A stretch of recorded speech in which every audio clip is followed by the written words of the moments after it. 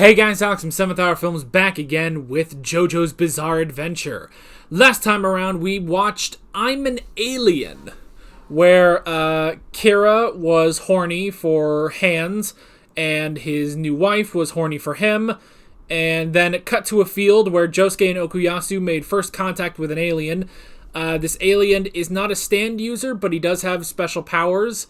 And Josuke decided to abuse his powers and his naivete to scam Rohan out of 30,000 yen.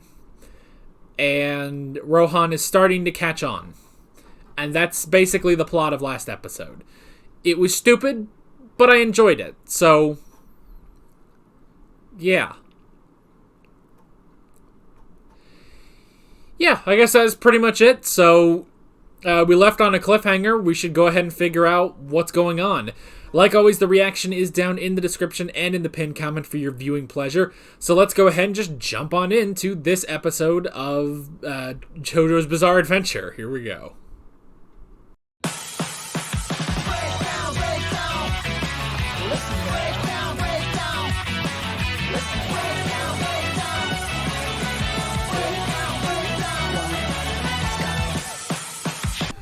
Okay, well, an interesting way to sort of segue two arcs together.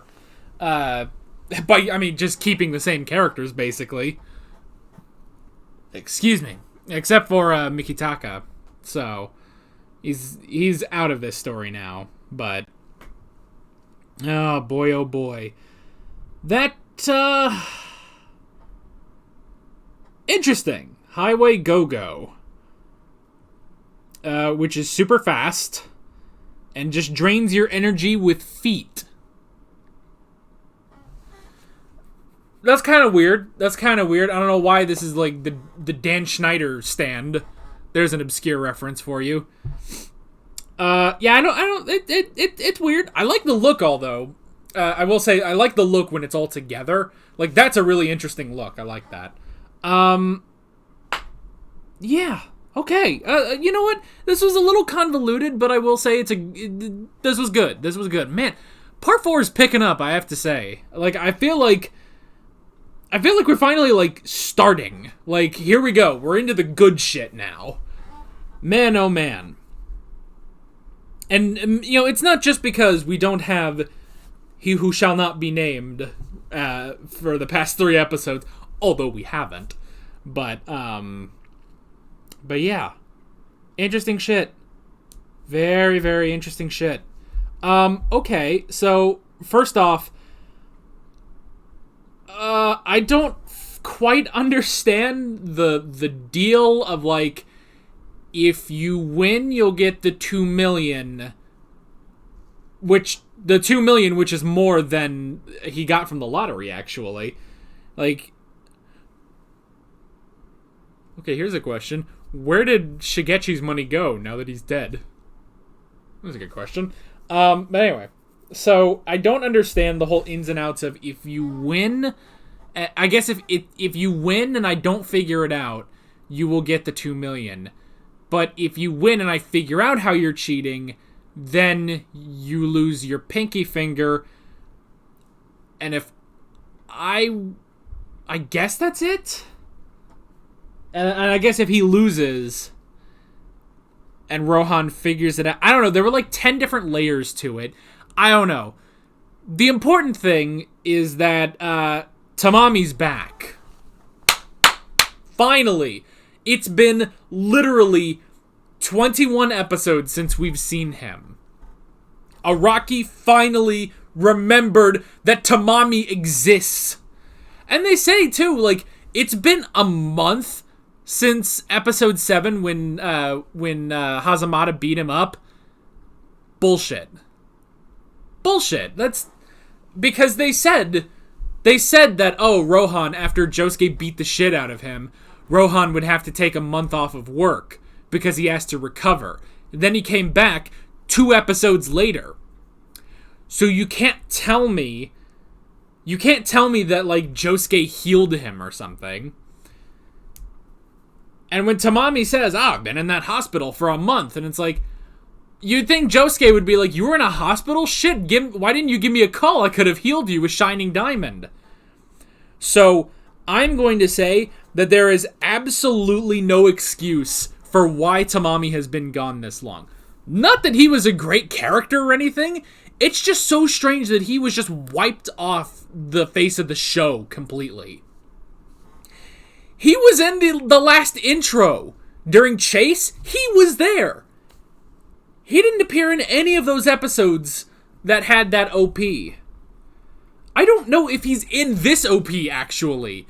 I'd have to really look at this OP again, but I honestly don't think he's in it, unless he's in right at the end, you know?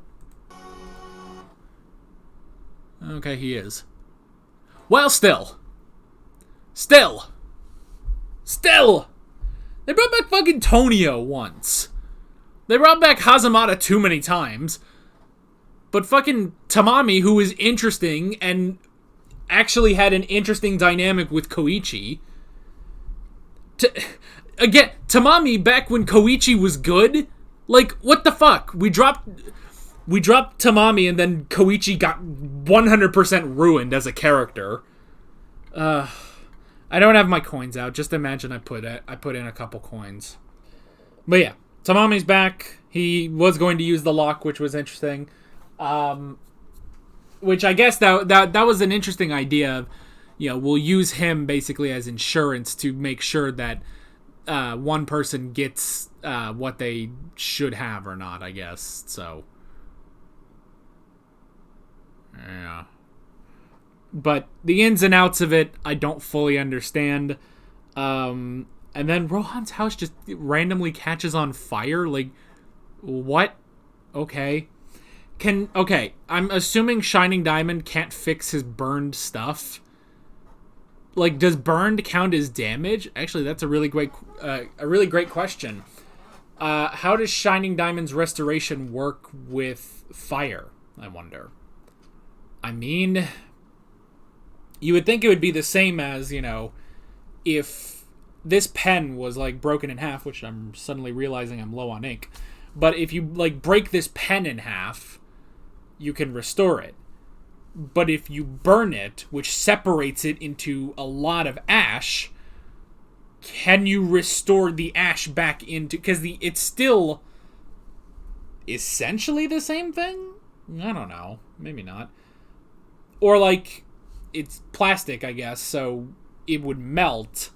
Could you restore the melted stuff back into the pen? That's an interesting question. I don't know. I mean, obviously it can't, because otherwise couldn't Josuke just go fix his house and his furniture and shit? That was in that one movie that he mentioned. I was going to try to take the thing off so I could see how much ink I have left.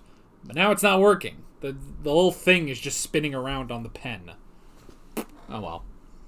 Anyway, Hayato, that was his name, right? Hayato, I think that's what they call him. The kid, he's spying on his parents, and is very callous to, like, oh, mom never gets naked for dad like that. Like, okay, so, I mean, I guess we kind of knew already this isn't your average kid because his home life just sucks, just in general, you know? But yeah, but it just, he did hear Kira say, Josuke Higashikata and Jotaro Kujo, they're the ones that ruined my life, you know, put me in this predicament. We got the question of, is Mikitaka an alien or not? I mean, it's entirely possible that he was faking it, because, like, if he faked being... I mean, you could say he faked not seeing Shining Diamond, although why would he fake that? And then there is the fact that he still has that weakness to sound, and he has... I mean, he also had his bag, which had, you know, ice cream and everything, and it's like, well, he didn't just make that, I don't think, unless, I mean, I guess that could be part of his power, but I don't think he could just make something and just give it away. Like, it still has to be him, you know? It's not like, although, I mean, cars made a squirrel. Yeah. Huh. Oh my god, that's a fucking connection, I feel like. I feel like that's a connection that let's, under the assumption that he is an alien, it's not just that his species has these powers, it's that his species must have some sort of evolution above humans, like cars when he became perfect. Huh. I never thought about that. That's totally it, is that they must be some level above, you know, humans or even vampires or pillarmen even. And it's somewhat of the same power like when cars became the ultimate life form. That has to be, that can't be just a coincidence, right? That can't be a coincidence. That has to... This is JoJo we're talking about. Yeah, this is JoJo we're talking about, so... I don't know. But yeah, is he an alien or is he not? I love when it cut back to Daddy Kira. No. Papa Kira? No. Kira Sr.? Kira Sr. There we go. I guess technically Yoshikage is now Daddy Kira. So...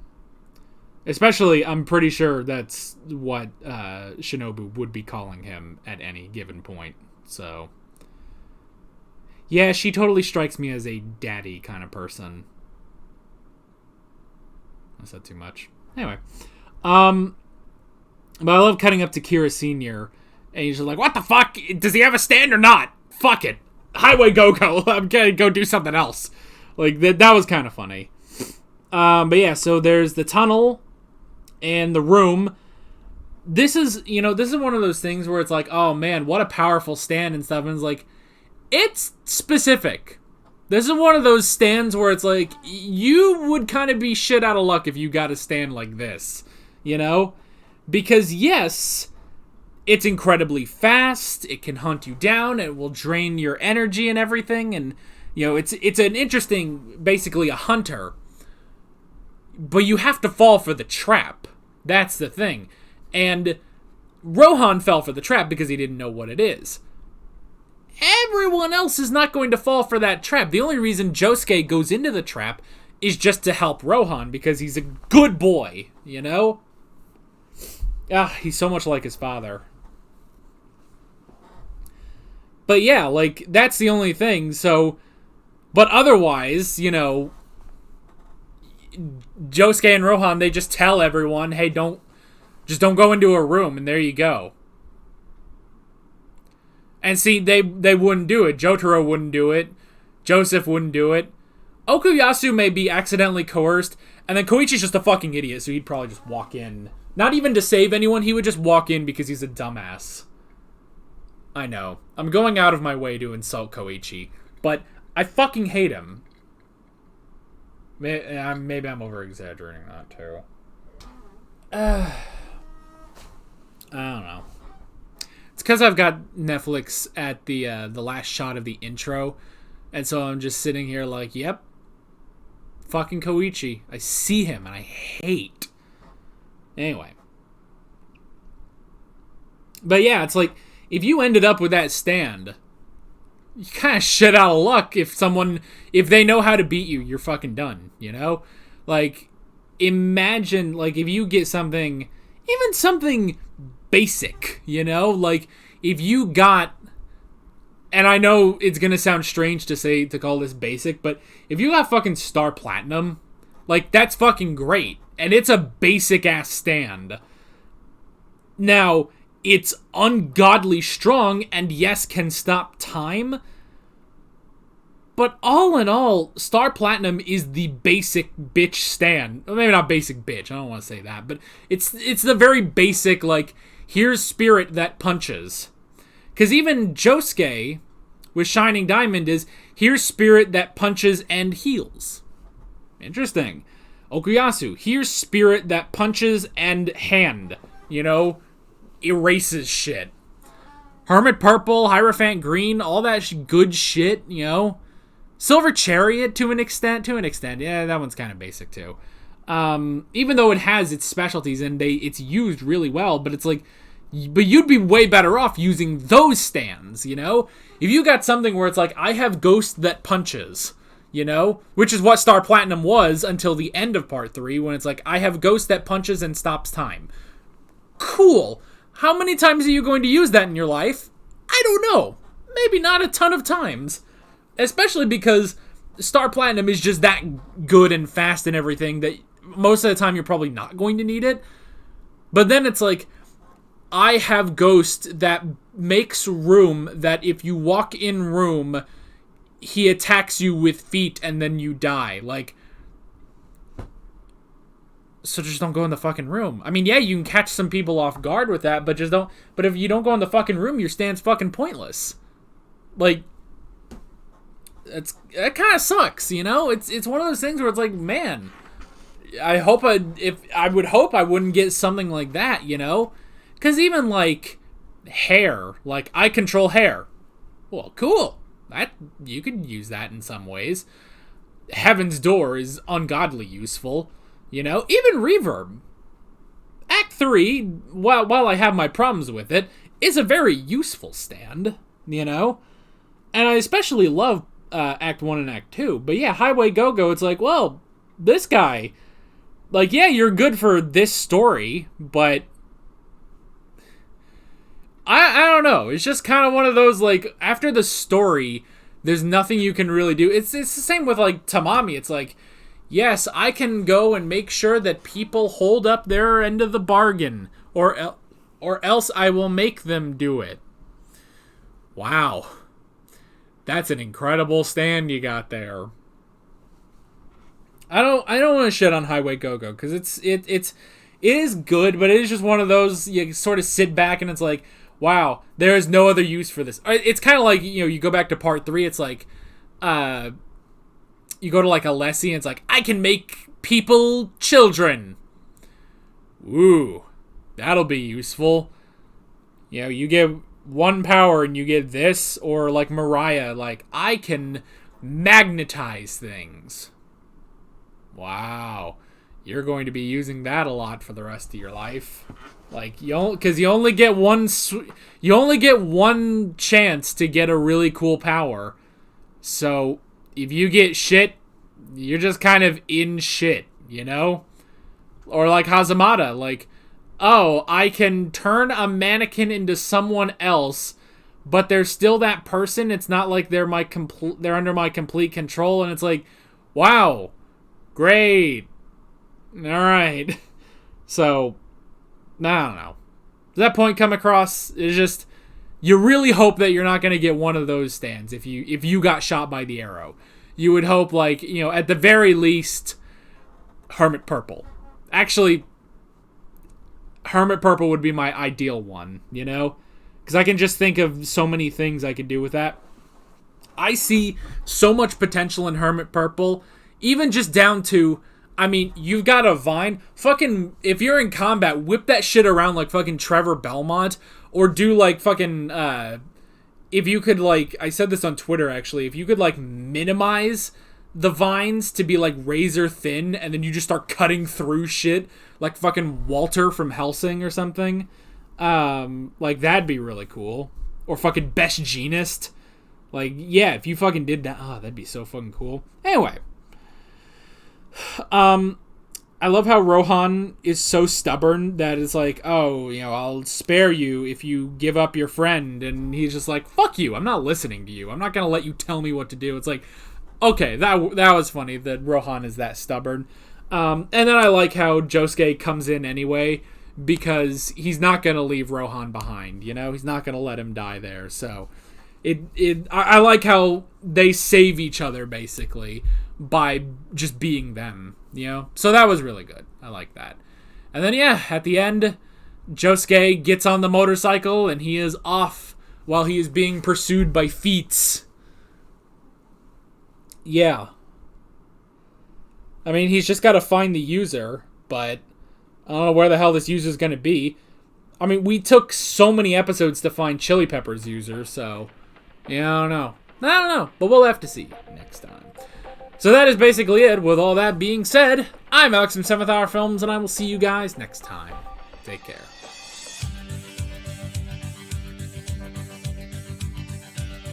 Alright guys, thanks for watching this video. There's a bunch of links on screen if you want to go click around to any of those. There's a playlist for all of my JoJo's Bizarre Adventure reactions, as well as another video that you can go click on if you want. There's also a subscribe button and a Patreon button on screen, as well as other links in the description if you want to go check out any of those. See you guys later.